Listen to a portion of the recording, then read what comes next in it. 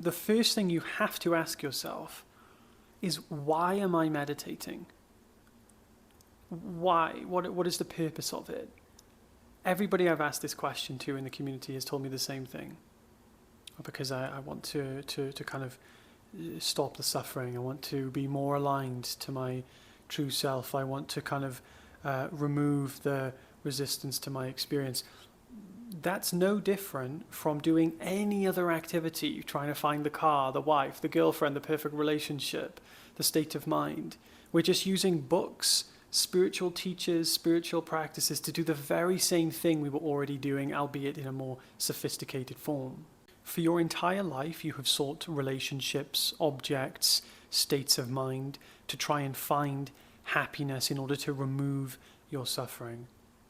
So why would it make sense to continue the same search but with spiritual objects? Anything you do that is predicated upon wanting to change, remove, better, improve, or remove suffering is the same activity. It is the activity of seeking, resisting, and suffering. They are the same things. So one thing we have to come to terms with is that anything we do or don't do in order to change our experience is a form of resistance. And some people may say, well, no, I've had this peace from meditation. I sit down 20 minutes twice a day, however long it might be, and it's getting more quiet and more peaceful, and I feel like I'm in my being. You're just in a blank state of mind. You're not in your being. In fact, by the predication of doing something in order to change what you are. It's like saying the sun is going to pretend to shine twice a day. The only reason the sun would pretend to shine twice a day is if the sun didn't know it was already shining. And then it would be sitting there twice a day doing what? Resisting its own light. So in the same way, don't resist your own light. You are already light. There is nothing to resist.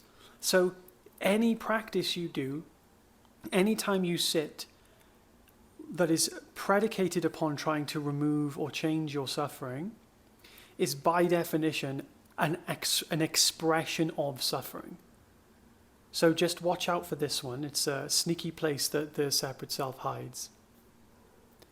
And making this very subtle shift in order to make this practical for you, moving forward, if you find yourself moving into this, if you find yourself, I feel like meditating, I need to come back to my peace, I'm going to go and meditate, just remember what you're doing.